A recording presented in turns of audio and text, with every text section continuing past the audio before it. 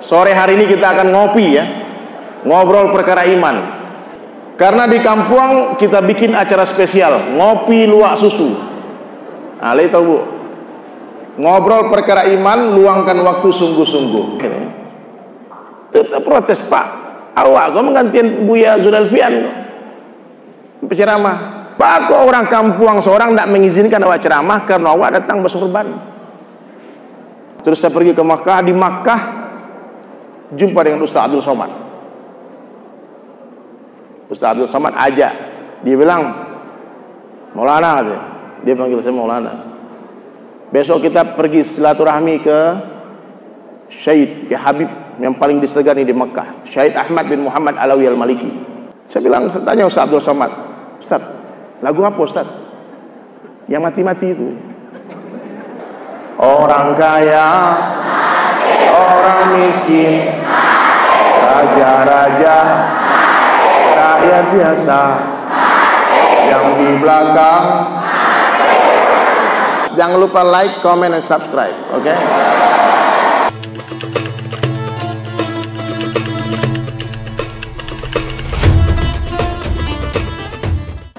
Assalamualaikum warahmatullahi wabarakatuh.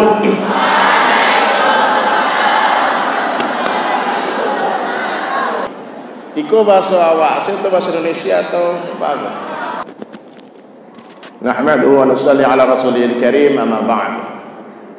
Qala Allah Ta'ala fi Qur'anil Karim, a'udzu billahi minasy syaithanir rajim. Bismillahirrahmanirrahim. Alladzi khalaqal mauta wal hayata liyabluwakum ayyukum ahsanu amala. Wa qala Nabi sallallahu alaihi wasallam, kullu ummati yadkhulunal jannah. Seluruh umatku akan masuk surga. Amin. Illa man aba, kecuali yang enggak mau. Kecuali yang enggan, kata Nabi. Qila wa may ya'ba ya Rasulullah, siapa orang yang enggan itu ya Rasulullah? Maka Nabi menjawab, qala man ata'ani dakhalal jannah wa man asani faqad aba. Siapa yang mentaatiku akan masuk surga, siapa yang menolak aku, merekalah orang yang enggan masuk surga. Saya mendoakan semoga semua ibu-ibu, adik-adik semua menjadi ratu bidadari di surga. Amin. Yang apa-apa jadi rajo-rajo di surga. Ya, di surga nak ada wali kota tu. Tapi wali kota lah menjadi rajo di surga. Tidak ada polisi di surga. Polisi pun menjadi rajo di surga. Amin. Baik hadirin sekalian, sore hari ini kita akan ngopi ya, ngobrol perkara iman. Tapi karena di kampung, ambo kadang di Padang Panjang. Dulu sekolah di MTSN Bukit Surungan. Ada orang ganti yang sih. Oh, takbir. Oh. Di situ kadang. Dia dapat juara tadi Bu. Tidak dapat piala dong. Oh, enggak satu lomba. Allahu Akbar. Jadi hadirin sekalian, karena di kampung kita bikin acara spesial, ngopi luwak susu.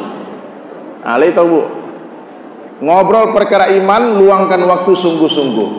Jadi tidak ada yang ngobrol-ngobrol di belakang ya. Yang di belakang, yang di atas, hening. Nanti kalau ada suara maheboh atau ada orang tidak konsentrasi, langsung wabillahi taufik wal hidayah. Waktu itu majelis. Ya Pak Wali ya, sepakat ya. Di dalam majelis ilmu yang penting itu tawajuh. Apa itu tawajuh kata guru saya? Tawajuh itu mendengar bukan hanya dengan telinga, tapi mata ikut mendengar, darah, daging, tulang, kuku, gigi mendengar. Sehingga apa yang saya sampaikan di majelis ini hari ini, semua jamaah mengingatnya sampai mati, mengamalkan dan menyampaikannya lagi. Amin. Itu yang perlu Pak. Ta'asuf fil qalbi, kesankan dalam hati. Ada ta'azim wal ihtiram, agungkan dan muliakan siapapun yang bicara. Ya, tadi Pak Wali mengecek motor di belakang. Hampir berang waktu itu Pak. Diam ya, adik-adik ya semua. Yang di atas. Mana yang di atas suaranya? Yang di atas. Assalamualaikum. Ngadap sini semua ya. Jadi hadirin sekalian, perkara yang paling penting dalam kehidupan manusia adalah perkara iman. Tanpa iman, seseorang tidak akan pernah mampu mentaati Allah. Meskipun dia kaya raya, meskipun dia sehat, meskipun dia seorang penguasa, tapi kalau tidak ada iman di hatinya, tak akan mampu menggerakkan jasadnya untuk mentaati Allah dan Rasulnya. Tapi kalau orang itu ada iman, hadirin sekalian, meskipun sakit dia, tidak ada piti, miskin, bukan siapa-siapa, tinggal di pedalaman di kampung, tak ada yang mengenal dia, tak cantik dia, tak rupawan dia, tapi kalau ada iman di hatinya, Allah akan beri dia kekuatan untuk mentaati Allah dan Rasulnya. Maka hadirin sekalian, iman ini adalah perkara yang sangat penting, ya. Tapi ada yang lebih penting daripada iman. Apa itu? Usaha atas iman. Nah, itu Pak nih kalau bahas ini, Pak. Beras itu penting hadirin, tapi ada yang lebih penting daripada beras. Apa? Usaha atas beras. Hari ini ibu-ibu punya beras di rumah, di warung-warung banyak beras, di gudang-gudang banyak beras. Tapi kalau petani berhenti buat usaha atas beras, tidak mau lagi bertanam, tidak mau lagi bertani, gak lama lagi beras akan habis di mana-mana. Paham gak, Bu? Hari ini kita punya iman, bapak ibu ada iman, anak-anak punya iman. Tapi kalau para dai berhenti buat usaha atas iman, tidak mau lagi berdakwah, tidak mau lagi menjumpai umat, tidak mau lagi naik gunung turun gunung, tidak mau lagi menyeberangi samudra melewati batas negeri dan negara, tidak mau lagi bermujahadah di jalan Allah, tidak mau lagi berusaha atas iman. Gak lama lagi ini iman tinggal nama, Islam tinggal nama. Jangan berharap anak cucu kita masih mengenal Allah. Jadi hadirin sekalian, usaha ini harus kita lakukan karena ini adalah usahanya Rasulullah sallallahu alaihi wasallam. Orang Islam adalah orang yang berjalan di jalannya Rasulullah sallallahu alaihi wasallam. Orang Islam hidup dengan cara Nabi sallallahu alaihi wasallam. Dia tidur dengan cara Rasulullah sallallahu alaihi wasallam. Dia bangun tidur dengan cara Rasulullah sallallahu alaihi wasallam. Dia masuk toilet dengan cara Rasulullah sallallahu alaihi wasallam. Dia keluar toilet dengan cara Nabi. Dia bercermin dengan cara Nabi. Dia pakai baju, pakai celana, pakai sepatu, pakai sendal dengan cara Nabi. Dia makan minum dengan cara Nabi. Coba perhatikan hari ini berapa banyak orang minum tangan kiri tanpa perasaan bersalah sedikit pun. Sementara Rasulullah SAW telah jelaskan, minum tangan kiri cara minumnya syaitan. Ini nampak Pak, orang baralek gadang, wak ituang Pak. Wak berkali-kali survei, wak cek wak ituang bara orang yang minum duduk baca bismillah pakai tangan kanan, tidak sampai 10%. Hampir seluruh orang Islam dengan angkuh sombongnya tanpa merasa berdosa minum tangan kiri. Kalau ditegur, minum saya urih. Itu minum nih. Barek nagamonya. Macam-macam alasannya. Itu kan sunnah kata. Dulu sahabat menghidupkan sunnah karena ini sunnah. Hari ini umat Rasulullah meninggalkan sunnah karena itu sunnah. Jangan remehkan sunnah Nabi sallallahu alaihi wasallam, hadirin sekalian. Sekecil-kecilnya sunnah itu lebih berharga daripada surga. Surga kesenangan nafsu kita, tapi sunnah adalah kecintaan Allah. Qul in kuntum tuhibbunallaha fattabi'uni. Wahai Muhammad, kabarkan kepada seluruh umatmu, kalau kalian betul-betul mencintai Allah, ikuti aku. Yuhibbukumullah, Allah pasti akan cintai kalian. Mau dicintai Allah, ikut sunnah Nabi. Sunnah Nabi ini banyak. Seorang ulama pernah saya dengar dia berceramah, 18.000 jenis sunnah Nabi, banyak. Tak akan ada satu orang yang mampu menghidupkan sunnah 100%. Tapi meskipun kita tidak mampu menghidupkan sunnah 100%, tolong jangan tinggalkan 100%. Amalkan semampunya, bukan semaunya. Subhanallah. Ya Pak. Jangan heran loh. Ambo dulu Pak, kira-kira 15 tahun yang lalu. Ambo pulang ke Solo, ya. Dulu belum tren pakai sorban ini Pak, belum tren. Dulu orang masih pikir teroris pakai sorban ini. Itu Pak polisi. Kalau ambo lah jalan tuh Pak, banyak orang mantau tuh, ikuti, aduh sih. Permasalahan di jalan.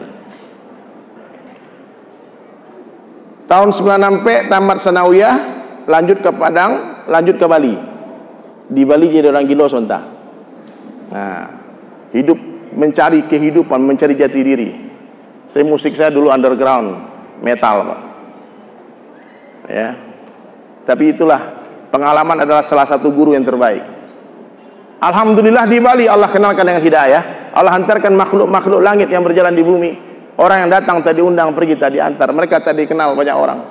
Diusir dari pintu-pintu rumah orang Islam. Datang dari seluruh dunia Pak, ke Bali. Akhirnya tahun 2000 akhir saya terpaksa masuk masjid. Terpaksa masuk masjid.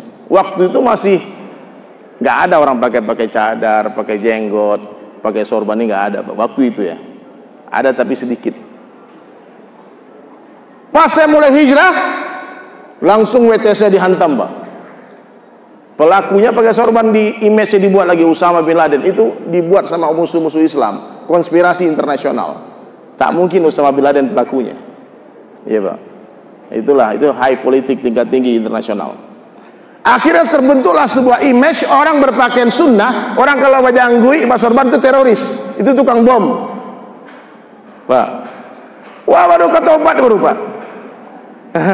Baru mulai hijrah ya, di Bali. Kan kuasa Allah tuh. Mengenal hidayah bukan di Makkah Madinah, tapi bukan di madrasah, tapi di Bali, di Pantai Kuta. Tapi alhamdulillah ada basic agama di Senawiyah Padang Panjang. Nah, itu loh untung anak di sekolah di pesantren. Beruntunglah kalian santri-santri ini semuanya. Alhamdulillah saya dapat dari tahun 2000 itu saya berpakaian semacam ini, Pak. Dulu rambut saya gondrong panjang karena saya mengidolakan satu orang band metal luar negeri. Senang sama Metallica, Sepultura, Pak. Rambutnya ditiru, bajunya ditiru, celananya ditiru, merek gitarnya ditiru, lagunya dihafal. Hari-hari gaya anak metal, oh gaya hitam-hitam aja. Awak paling keren sedunia kan. Kalau bawa foto tuh itu muka, kesanggar-sanggaran kan. Nah, itu jadul tuh, zaman dulu. Suatu hari saya pulang kampung, Pak, pulang kampung ke Solo. Udah mulai dakwah nih. Cepat saya proses hijrahnya karena ada dasar agama. Jadi pas masuk masjid ikut pesantren kilat 3 hari, langsung dakwah ke bule-bule, dakwah kemana-mana, dakwah holik. Oh, semua pintu rumah orang datangi, semua orang suka nggak suka datangi. Tiap hari mengislamkan orang, mensyahadatkan orang. Ada orang bule senyum datangi masukkan Islam. Itu ke jawaban. Dari tahun 2000 sampai gini. Akhirnya tahun 2004 kalau nggak salah saya pulang ke Solo. Mama awak wali kota Solo kok. Wali kota Solo sekarang tuh adiknya Mama, Pak Zul Alfian. Dulu waktu itu beliau jadi wakil wali kota. Nah, wakil wali kota. Waktu itu beliau minta tolong menggantikan jadwal ceramah di satu masjid. Akhirnya dari Om ada acara aku nggak bisa pergi ceramah, tolong gantikan Om itu. Bulan puasa. Datanglah saya ke masjid itu, Pak. Sembahyang tarawih kan, sudah sembahyang Isya biasanya kan dokul ceramah. Sudah sembahyang Isya. Awal-awal kan MC memanggilkan alhamdulillah ada Buya datang dari Bali menggantikan Pak Zul Alfian. Tidak ada. Langsung imam tagak. Insyaallah kita akan sholat tarawih. Tetap protes, Pak. Awak kau menggantikan Buya Zul Alfian penceramah. Akhirnya mohon maaf Buya, kami takmir masjid tidak ada. Tidak perlu ke takmir masjid. Awak ingin baca ceramah agak 10 menit 15 menit, kalau cocok diambil, kalau tidak diturunan. Jangan lalu boh jamaah. Suruh lagi ceramah. Akhirnya terdapat sebuah kesimpulan bahwa orang kampung seorang tidak mengizinkan awak ceramah karena awak datang bersorban. Kecilnya kan, awak orang Minang Buya, itu baju orang Arab Buya pakai, tidak cocok di sikor. Akhirnya terjadi perdebatan, yang menang yang pro Pak. Akhirnya disuruh ceramah. Ke di kampung kan biasanya meja di situ, ama-ama sebelah kanan, apa-apa sebelah kiri. Terus tapi ya Mama, mohon maaf agak lama proses naik ke atas panggung, ke meja kursi. Karena panitia tidak mengizinkan awak ceramah. Alasannya sederhana, karena awak bersorban. Waktu itu saya keluarkan uang 5 ribuan. Uang 5 ribu lama itu kan turun ke monjol tuh Pak. Mau tanya sama Mak, kurang mago Mak? Kurang mago? Kurang awak aja. Padang sorbannya pada awak. Udah iya orang awak kirim aja. Pak, Bu, jangan lupa di Minangkabau, gua ada pakaian ulama, ada pakaian datu, ada pakaian manti. Beda-beda cara pakaiannya tuh. Ada pakaian pejabat. Akhirnya Wah sampaikan, seandainya baginda Rasulullah SAW yang hadir Allah hidupkan lagi, kemudian datang ke masjid ini, mungkin angku usia Nabi. Nabi basorban, Nabi bajanggui, Nabi bagamis, Nabi batungke. Oh iya. Pak, pakai niko pernah tren dulu Pak, tren 100 tahun yang lalu sebelum Indonesia merdeka. Tuanku Imam Bonjol orang Minang basorban, Pangeran Diponegoro orang Jogja basorban. Oh, awak orang Muhammadiyah kok. Karena ternyata Muhammadiyah di Minang. Kiai Haji Ahmad Dahlan pendiri Muhammadiyah itu kadang sorbannya Pak. Jadi buka lagu Google gini, ketik namanya Kiai Haji Ahmad Dahlan. Ada filmnya tuh Sang Pencerah. Muhammadiyah kini awak enggak tahu loh, dan secara ditiru. Mohon maaf Bu ya. Tapi intinya awak adalah pengikut Rasulullah SAW, ingin mengikuti Nabi SAW. Karena Nabi mengatakan, man ahya sunnati faqad ahabbani wa man ahabbani kana ma'i fil jannah. Siapa yang menghidupkan sunnahku, kata Nabi, sungguh dia cinta kepadaku, dan siapa yang mencintaiku bersama denganku di dalam surga. Allahu Akbar. Oh, saya orang NU Pak, saya nggak pakai sorban. Kiai Haji Hasyim Asy'ari itu basorban Pak. Sorban ini Pak, sunnah mustamirahnya Rasulullah SAW. Dulu baca ini foto ulama wa tiru-tiru pakaiannya Pak. Sampai akhirnya, terakhir saya pergi ke Madinah sebulan, 2 tahun lalu Bu ya. Bu Zul ya, dia alumni Muhammadiyah Madinah, Tua MUI. Saya ketemu guru-guru di sana semua. Terus saya pergi ke Makkah, di Makkah jumpa dengan Ustaz Abdul Somad. Ustaz Abdul Somad ajak, dia bilang, Maulana, dia panggil saya Maulana. Besok kita pergi silaturahmi ke Syahid, ke Habib yang paling disegani di Mekah, Syahid Ahmad bin Muhammad Alawi Al-Maliki. Kita datang ke rumah beliau. Ini ulama yang paling masyhur di Mekah, zuriatnya Rasulullah Sallallahu Alaihi Wasallam. Anak Syahid Muhammad Alawi Al-Maliki. Saya masuk ke dalam mahad beliau di Makkah itu. Ustaz Abdul Somad memang sudah ditunggu Pak, mau berisi kajian di sana. Beliau berceramah dengan bahasa Arab yang sangat fasih, dengan panjang. Saya langsung lepas sorban saya malu berjumpa beliau. Karena ilmu tidak terlalu banyak Pak, nanti dites-tes lagi kan. Akhirnya saya masuk, saya sembunyi di belakang punggungnya satu orang santri. Kadang kok badan menyurut nampak aja. Setelah saya sudah selama ceramah, dia bilang, Sulaiman, Ustaz, dipanggil sama Syahid Ahmad, suruh ke depan. Itu wak sorban wak paci, so wak pada mau nampuang darah. Ya Allah, gimana kalau jumpa Rasulullah? Dia baru keturunan Nabi nih. Apa kata Syahid Ahmad? Waktu itu kan saya Aina Mogani, mana yang artis dari Indonesia itu? Dia bilang, kamu sekarang bernyanyi sekarang, coba bersyair.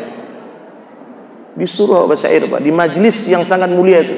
Kata Habib Ahmad Al-Habsi, seumur-umur baru kali itu ada orang bernyanyi di majlisnya Syekh Ahmad. Saya bilang, saya tanya Ustaz Abdul Somad, Ustaz, lagu apa Ustaz? Yang mati-mati itu. Sudah, mulai saya nyanyi.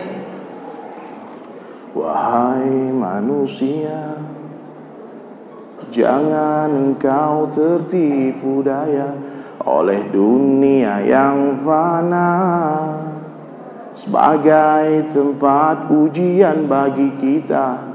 Dunia seman. Kalau lah suara orang Padang Panjang Mas. Wah, tahu dulu orang Padang Panjang kan cacat suaranya. Pak, apa-apa tolong ya, ikut nyanyi ya, tapi jangan falas Pak. Di karaoke semangat melagu, di siko malu-malu. Dunia sementara, akhirat selama-lamanya. Orang kaya, orang miskin, raja-raja. Tunggu, bagi tugas. Ini apa Ustaz Gus sudah melagu sekali. Pokoknya seluruhnya teriak mati dengan suara yang paling keras. Siap? Yang nggak ikut teriak mati duluan. Ya, siap ya? Ayo semuanya. Yang di belakang ikut yang belakang ya, yang di atas. Orang kaya, orang miskin, raja-raja, rakyat biasa. Yang di belakang. Lain kali pengajian di muka dulu. Yang bersandar. Banyak bersandar. Pak Wali bersandar lo gitu. Yang di bawah, yang ceramah. Yang ceramah agak karek mati ya. Kau tahu Syed Ahmad? Terus dia bilang apa kata Syed Ahmad? Adakah lagumu yang gak mati-mati? Ya Rasul, salam salam alaika. Ya Nabi, salam salam alaika. Saya nyanyi ini, Syed Ahmad nangis. Saya nggak tahu dia nangis kenapa. Mungkin karena kasihan dengar suara saya, nggak tahu. Karena basicnya saya ini bukan vokalis, Ustaz. Pak Wali, Pak Wawa ya. Ini Pak Kapolres ya. Subhanallah, Masya Allah. Saya nggak bisa sebut satu persatu nih. Subhanallah. Langsung Syed Ahmad, dia usaha air mata. Ada di Instagram saya coba. Jangan lupa follow juga ya, dari Sulaiman ya. Instagram Pak Wali apa? Ada. Nanti follow-followan ya. Pak Wali ini kalau ambo lihat ya, cocok jadi presiden gitu. Sekarang umur berapa Pak Wali? Katanya masih sangat muda ya. Masih adik kelas awal. Mudah-mudahan. Sekarang teman saya Pak Wali Kota Bengkulu lagi di Padang. Muka mirip-mirip. Ya, tapi dia agak sedikit pendek. Masya Allah. Ajib. Jadi hadirin sekalian, kata Syed Ahmad apa? Sulaiman, teruslah kau bersyair. Teruslah kau membuat karya-karya yang mengajak umat ini taat kepada Allah dan Rasulnya. Karena begitu banyak umat Rasulullah Sallallahu Alaihi Wasallam yang tidak mau datang kepada kami dan mendengar nasihat kami, tapi dia dengar nasihat kamu. Paham Pak? Jutaan miliaran orang tidak mau datang ke ulama hari ini. Tidak mau duduk di majelisnya para ulama. Diundang tabligh akbar kosong masjid. Besok kalau kita bikin konser Pak, nanti ulang tahun Padang Panjang insya Allah ya. Nah, saya mau diundang juga katanya konser. Itu bisa puluhan ribu orang datang. Aja pengajian, lowbat langsung. Diajak konser, baduru-duru datang. Maka Syed Ahmad katakan, teruslah kau mengajak orang kepada Allah dan Rasulnya dengan syair-syairmu. Saya dapat ijazah Pak. Suruh nyanyi ada ijazah. Jadi ada ulama yang berpendapat musik-musik religi ini diperbolehkan untuk syiar sebagai wasilah mengajak orang kepada ulama. Kalau musik-musik jorok-jorok itu haram, betul Ustaz ya? Itu sepakat semua ulama. Tapi kalau musik ini ada ikhtilaf, ada yang melarang, ada yang membolehkannya. Kita saling menghormati, jangan saling menghina. Yang mengharamkan musik taat, tutuplah telinga tuh. Jangan dengar musik, karena kau terang aja goyang-goyang kapalong sunaraku kok. Itu enggak Pak? Enggak haram kan? Meyakini perkara yang diharami terus dinikmati, enggak boleh. Nah, sumbeklah telinga tuh ke mama. Lalu Syed Ahmad panggil stafnya, anak muridnya. Ambil kain. Ambil kain putih Pak. Kain kafan. Kok kain kafan kok Bu? Nih, saya enggak tambah kain. Lalu dia pakaikan saya dengan Ustaz Abdul Samad Sorban, dibagi saya ijazah. Dia belajar cara memasang sorban itu dari ayahnya, ayahnya belajar dari kakeknya, kakeknya belajar dari buyutnya sampai ke Rasulullah sallallahu alaihi wasallam sanadnya.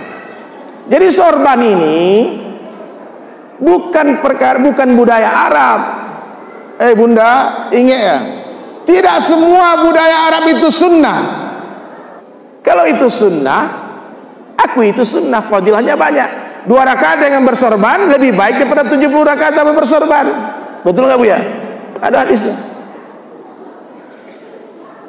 Terus ada yang bertanya, emang kalau tidak pakai sorban ba'atu kalau dari tidak pakai sorban sembahyang tidak ba'ah.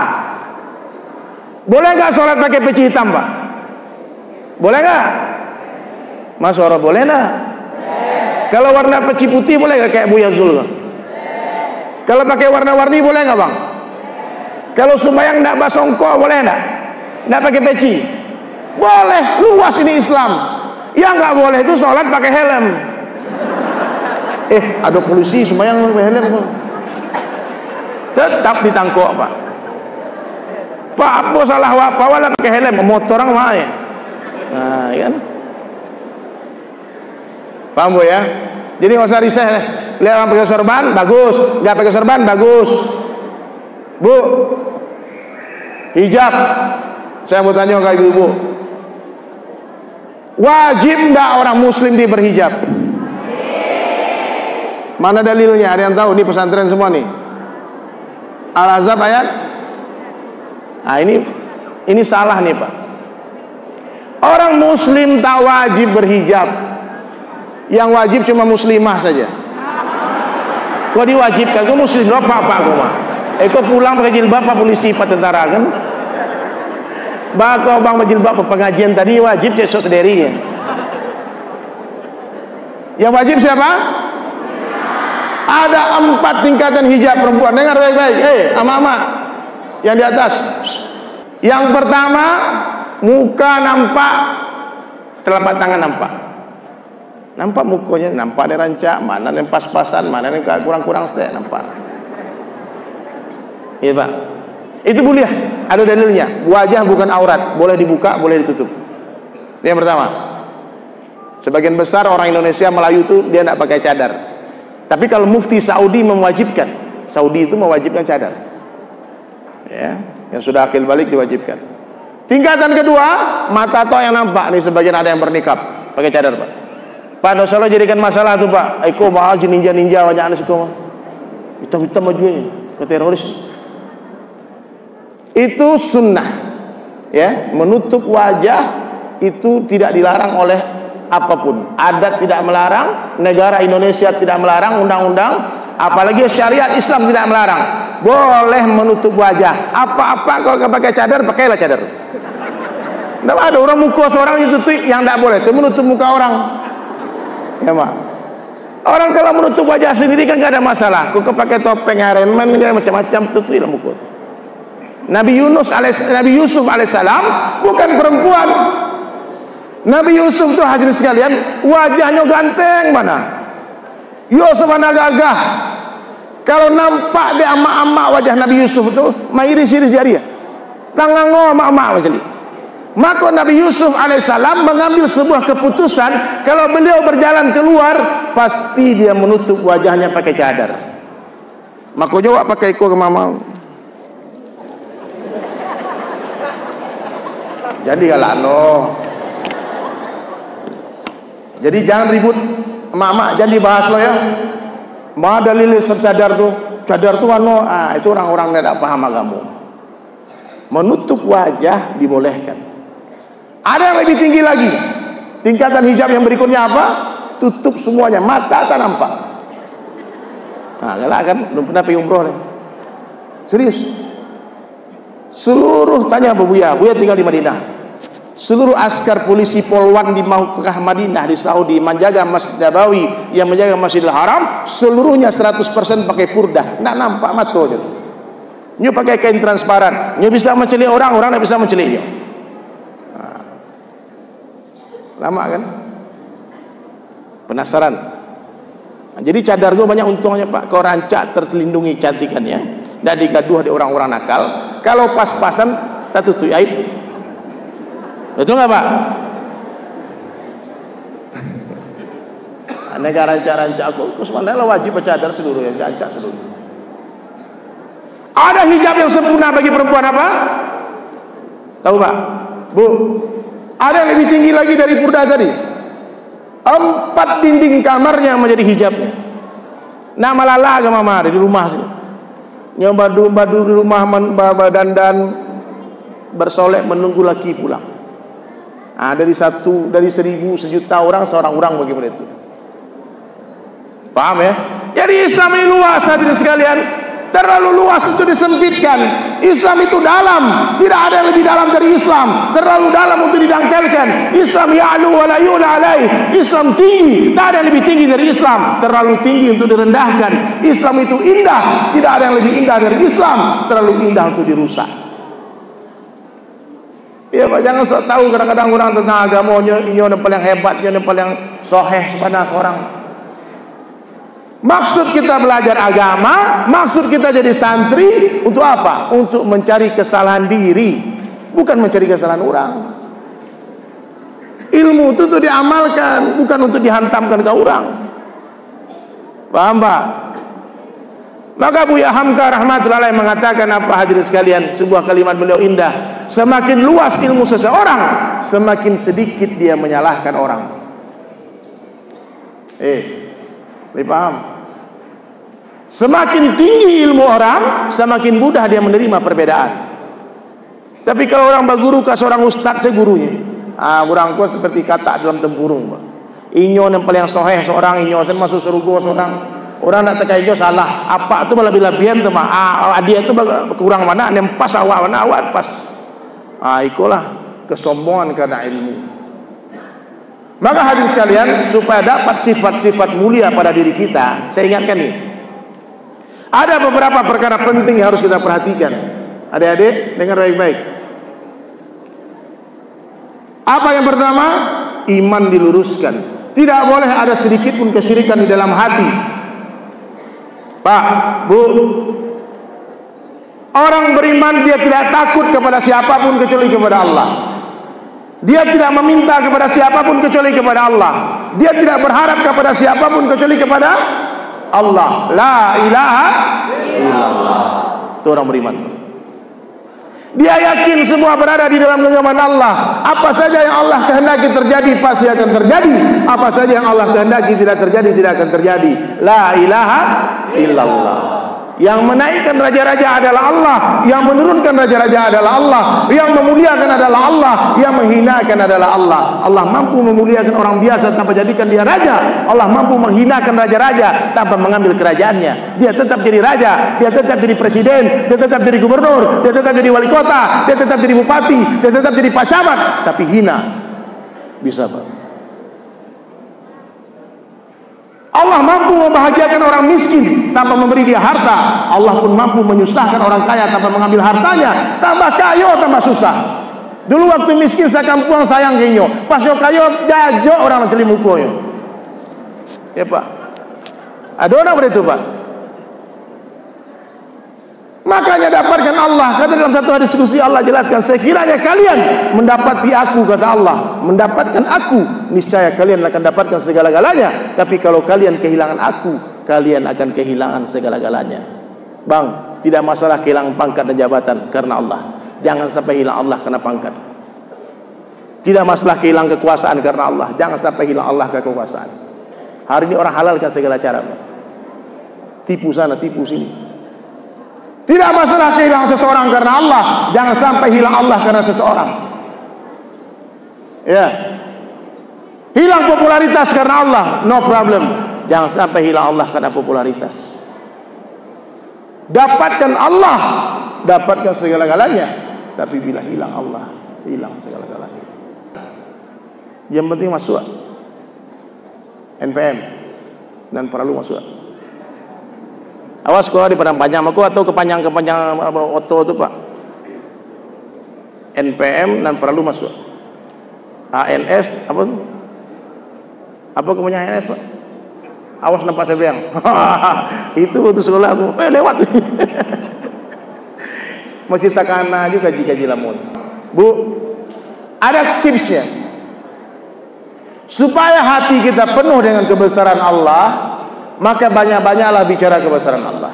Banyak-banyak mendengar tentang kebesaran Allah. Banyak-banyak melihat kebesaran Allah. Banyak-banyak memikirkan kebesaran Allah.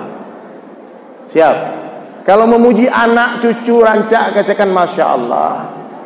Kalau berjanji, katakan Insya Allah. Kalau hilang barang, hilang seseorang, katakan Innalillahi wa inna ilaihi raji'un. Kalau panas katakan Allah yang kasih panas, kalau dingin katakan Allah yang kasih dingin. Hari ini kita tidak berjumpa, namun Allah yang jumpakan kita. Sebentar lagi kita tidak berpisah, namun Allah yang akan pisahkan kita. Hanya Allah yang berkuasa menjauhkan orang yang berdekatan dan mendekatkan orang yang berjauhan. Hanya Allah yang mampu menghidupkan orang mati dan mematikan orang hidup. Hanya Allah yang mampu mengeluarkan siang ke dalam malam, malam ke dalam siang, masukkan siang ke dalam malam, mengeluarkan yang hidup dari yang mati, mengeluarkan yang mati dari yang hidup adalah Allah. Paham? Jadi mulai hari ini kalau mau bicara libatkan Allah. Kita tidak duduk namun didudukkan oleh Allah. Kita tidak hidup namun dihidupkan oleh Allah. Kita tidak berjalan namun diberjalankan oleh Allah, diperjalankan oleh Allah.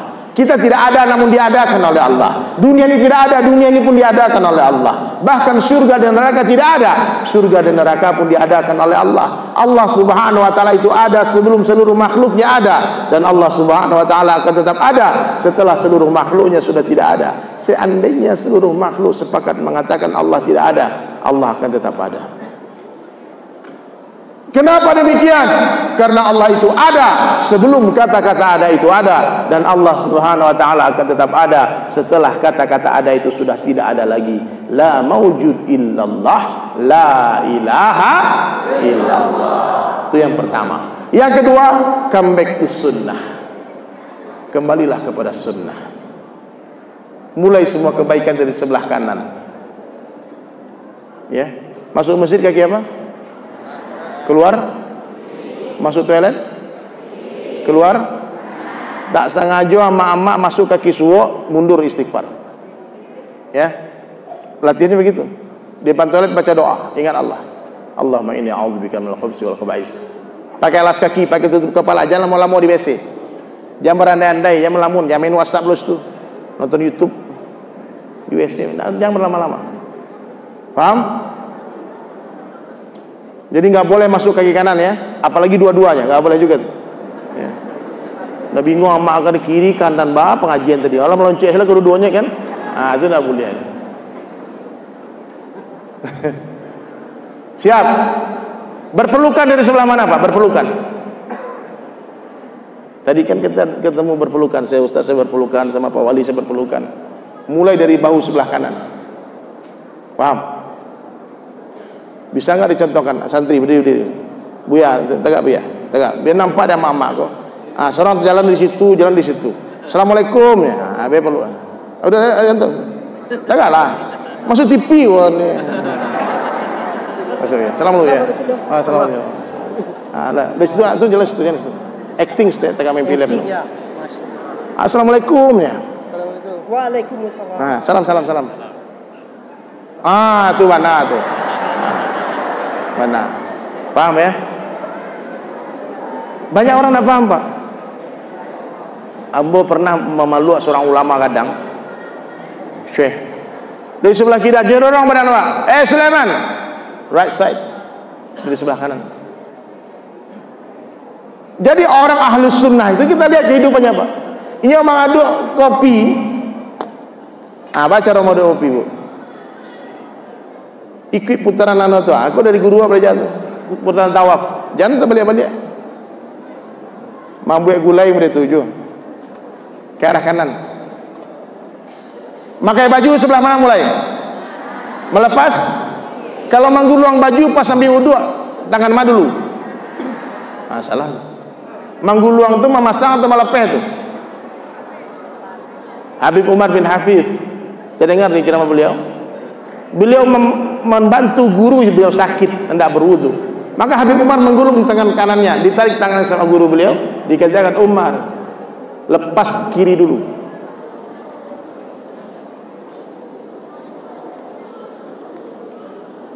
Malah memasangnya mana dulu? Kanan dulu. Orang-orang pecinta Rasulullah dia memperhatikan hal-hal sederhana ini. Dia orang beli jong kaki gue ada sunnahnya, gue sunnah kok. Pakai cilak mata sebelum lalu itu pakai sunnah tuh.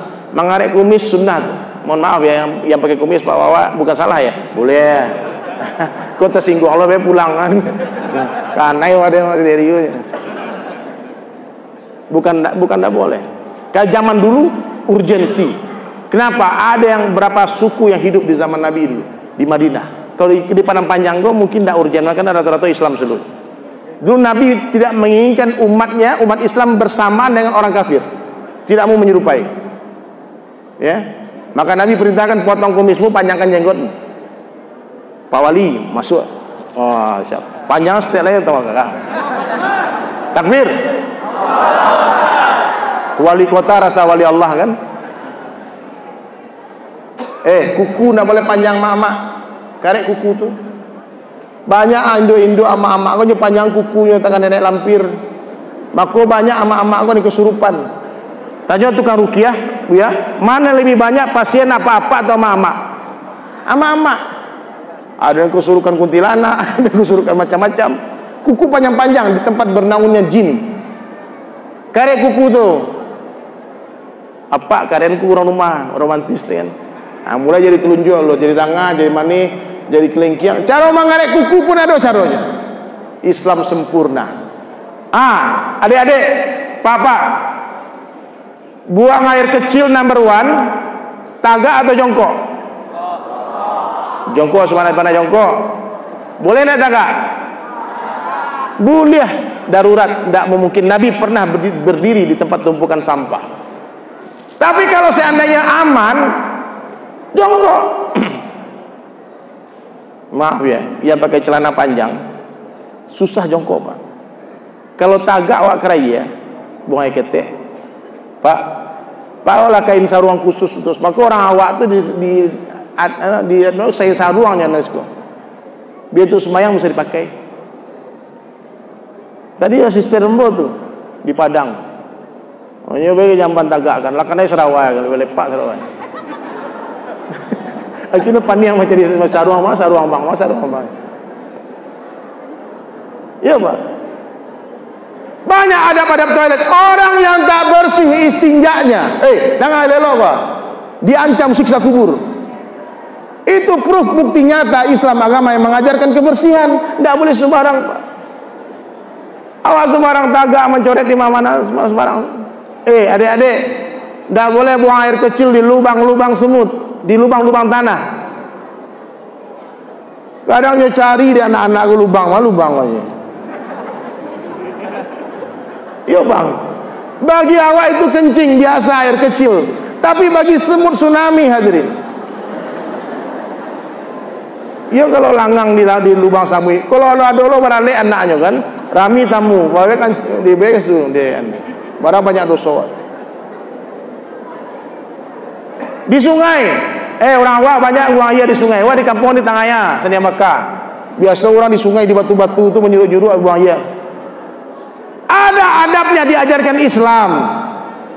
Satu orang jamaah bertanya kepada satu orang ustaz, "Ustaz, bagaimana adab buang air kecil di sungai?"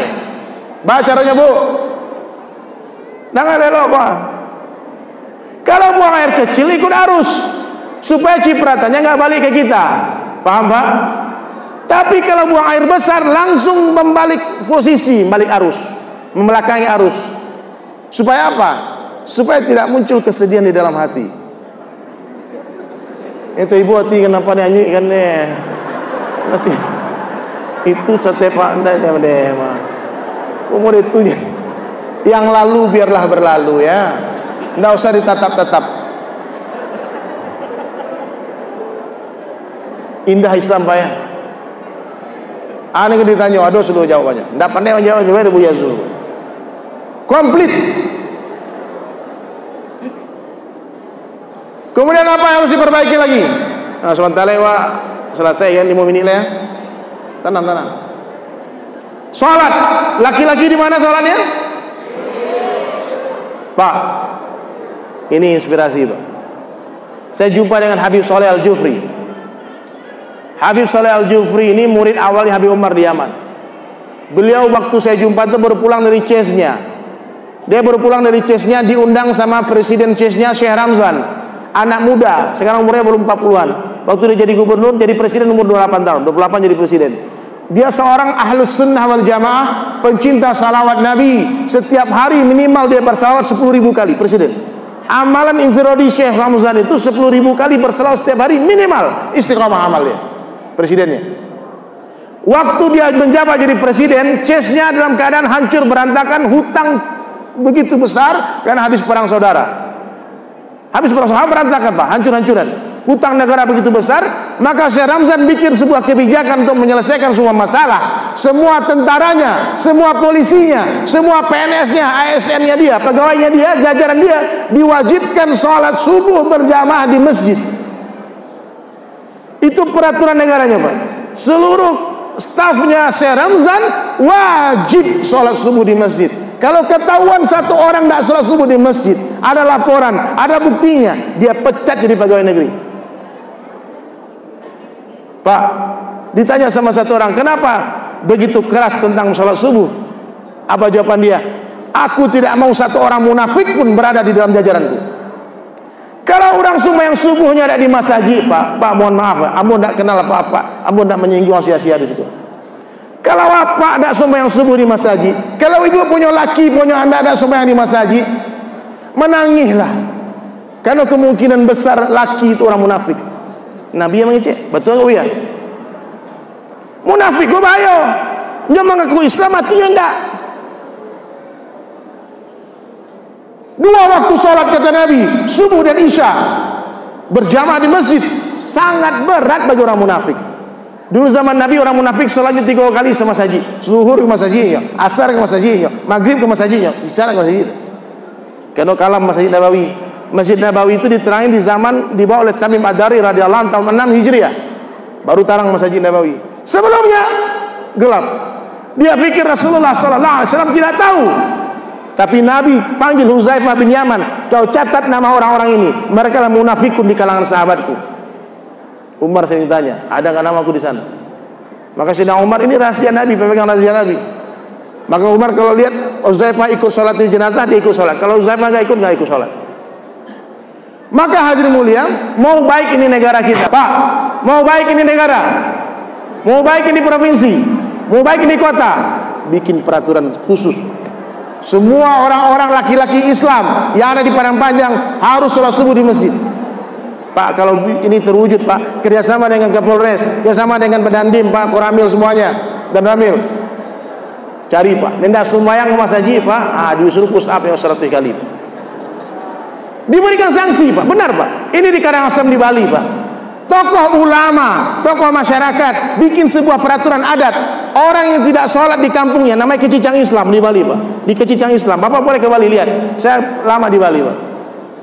Orang yang tidak sholat berjamaah di masjid 5 waktu, dibuat kesepakatan tidak boleh orang kampung menyelenggarakan jenazahnya. Biar bapaknya sendiri, biar keluarga yang urus. Tidak ada yang mengantar ke kuburan, cuma keluarga dia yang urus. Akhirnya di Kecicang Islam sholat subuh seperti sholat Jumat. Di Bali Pak, di Masjid Baitul Ma'mur, Muri memberikan penghargaan. Masjid itu adalah masjid termakmur di Indonesia. Penghargaan Muri ada di Denpasar, Bali, di tempat minoritasnya orang Islam. Kok bisa? Karena orang kampung semua sepakat, seluruh laki-laki muslim harus sholat di masjid. Didatangi Pak, didatangi rumah, ketuk rumahnya. Apalagi Pak Wali datang subuh-subuh kan. Assalamualaikum. Pak Wali mai. Saya siang enggak? Wah, Pak Kapolres sampiang kan? Insya Allah ya, mudah-mudahan terwujud nanti. Saya berdoa semoga Padang Panjang ini kembali seperti dulu Pak, Serambi Mekah betul-betul muni masyhur, seluruh dunia mengenal. Padang Panjang ini Serambi Mekah. Madrasah bertambah terus Pak Buya ya, Pak Kiai ya. Pesantren banyak banget. Ada Tawalib, ada Diniyah Putri. Masya Allah. Kathir ilmu banyak, amal yang kurang. Ya, siap bapak-bapak? Dimas sembahyang? Kalau laki ibu apa-apa sembahyang di rumah, dan namunya ke masjid, agi mau kena. Abang pakai lemu kena telah kuang ke bang, yang warna pink bu ya. Berarti laki-laki solehah tuh. Jangan dianggap remeh perkara sholat berjamaah Pak, meremehkan sholat di rumah Pak. Bu, dengar baik-baik. Nabi bersabda dalam satu hadis, artinya apa? Kata Nabi, sungguh aku ingin mengumpulkan pemuda-pemuda, lalu aku akan perintah mereka mengumpulkan kayu bakar, dan aku akan datangi laki-laki yang sholat fardu di rumah-rumah mereka, dan aku akan bakar rumah mereka. Nabi marah, Nabi hendak membakar rumah orang yang sholat. Dia sholat tapi di rumah, apalagi tidak sembahyang. Lagi sembayangnya Pak Wali, tapi di rumah sembayangnya. Kata Nabi, aku ingin datangi rumah mereka dan aku akan bakar rumah mereka. Tapi Nabi tak membakar, karena ada emak-emak yang tawajuh ke masjid, ada orang tua jompo anak kecil yang tawajuh ke masjid. Tak ada sejarahnya Nabi membakar rumah sahabat. Tapi Nabi menjelaskan begitu pentingnya sholat berjamaah di masjid. Marah Nabi, Pak. Ya, siap semua ya yang hadir di sini, Pak. Sebetulnya tergantung niat, Pak. Kalau perkara yang susah diniatkan jadi mudah dia.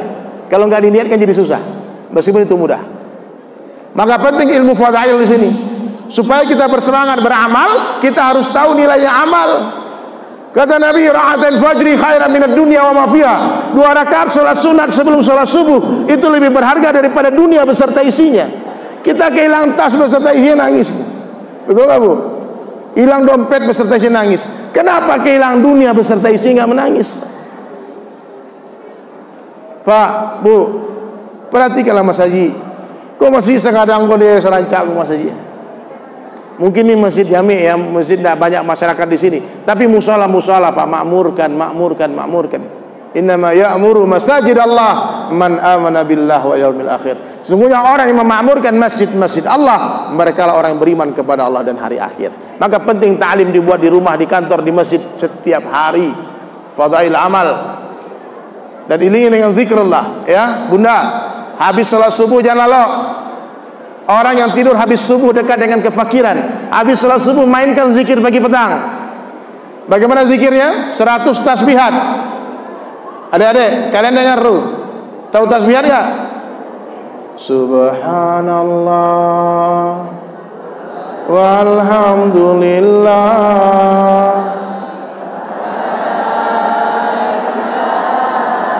illallah wallahu akbar. 100 kali habis subuh, 100 kali habis asar. Ya. Kalau berzikir mulai itu dari irama syar'an takana. Siapa yang takana, Bu? Kiai Haji Arifin Ilham almarhum. Karena beliau yang memberikan ijazah kepada orang Indonesia semua irama itu. Subhanallah, hadirin sekalian, zikir pagi petang dihidupkan. Kemudian akhlak diperbaiki. Bunda, tawadhu. Tahu tawadhu enggak? Orang tawadhu itu siapa? Orang yang keluar dari rumahnya dan dia menganggap semua orang yang dia jumpai lebih baik dari dia. Ini orang-orang tua saya lebih baik dari saya. Ibu-ibu yang tua-tua ini lebih baik dari saya. Apa-apa yang lebih tua lebih baik dari saya. Kenapa? Karena orang-orang tua ini lebih duluan beramal soleh dari saya. Pasti pahala mereka lebih banyak daripada pahala saya. Tapi kalau adik-adik ini mereka lebih baik dari saya. Kenapa? Saya lebih duluan bermaksiat daripada mereka. Pasti dosa saya lebih banyak daripada dosa mereka. Katakan setiap hari, tolong diikuti kalimat ini, tolong diikuti. Sebaik-baik saya. Kurang kare, kurang kompak. Sebaik-baik saya, lebih baik orang lain. Seburuk-buruk orang lain, lebih buruk saya. Nah, coba diulang.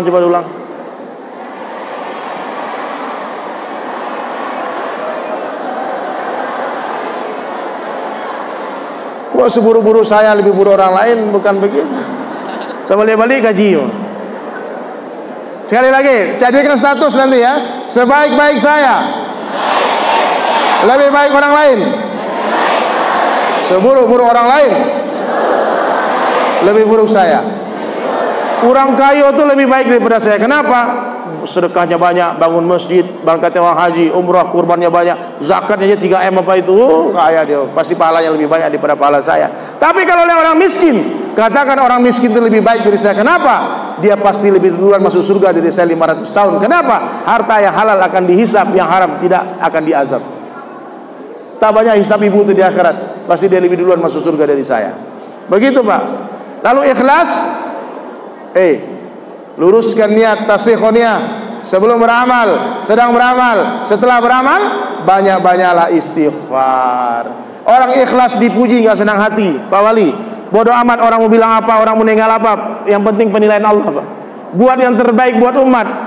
Tutup telinga ketika kita di jalan Allah, kita berdakwah. Apa sunnahnya orang azan? Menutup telinga. Tidak usah dengar orang. Terserah orang mau puji, sama saja. Jadi makin penting apa kata Allah. Yakinkan kita benar di jalan Allah, dekat dengan ulama. Ini pemimpin umara ini Pak, kemana-mana dan dampingi ulama. Jangan sampai lepas dari ulama. selamat Pak. Tapi kalau bermusuhan dengan ulama Pak, hancur tuh semua kepemimpinan. Ya, subhanallah. Kemudian yang terakhir hadirin sekalian, orang baik dalam pandang Allah Ta'ala, dia yakin betul dunia sementara, akhirat selama-lamanya. DSAS. Habis sudah gua semua lagu cek lagu lain. Pulang oleh ya. Saya ada satu syair baru Pak Wawa, Pak Wali Kota. Judulnya DSAS 2. Yang tadi itu orang kaya mati, orang miskin mati itu DSAS 1. Dunia sementara akhirat selamanya. Yang ini DSAS 2. Nanti DSAS-nya insya Allah kalau panjang umur sampai 7 baleh Pak. DSAS 7 baleh. Mau dengar lagunya? Tahu tadi saya minta tolong semua berteriak mati, sekarang berteriak sementara ya. Oke? Berharaplah hanya kepada Allah yang maha segalanya. Yakinkan hati hanya kepadanya. Dunia ini tempat meninggal, bukanlah tempat kita tinggal. Kita semua kan kembali padanya. Sedih sementara, bahagia sementara, sakit sementara, sehat cantik kok falesnya sementara, cantik sementara, tampan pun sementara, dunia sementara, akhirat selama-lamanya, gendut sabar Bu ya, senasib ya.